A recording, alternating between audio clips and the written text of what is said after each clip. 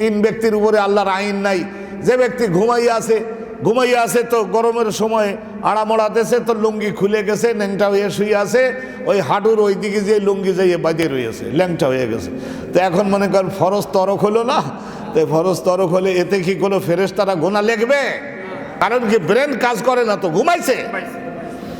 ফজরের নামাজ চলে যাচ্ছে, আজান কোথায়, সূর্য দিবাকর উদিত হয়ে গেল, ঘুমাই আছে।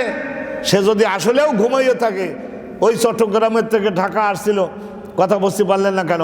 এই যে রাত 3:30টায় তখন ফজরের নামাজ একটু ঘুমাই পড়ছি, আর ফজর সূর্য উদিত হয়ে গেল।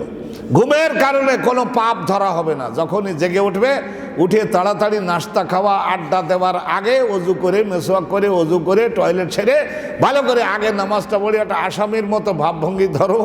আল্লাহ রব্বুল আলামিন বলেন যে যাও, কোনো গোনা লেখলাম না, ক্ষমা করে দিলাম।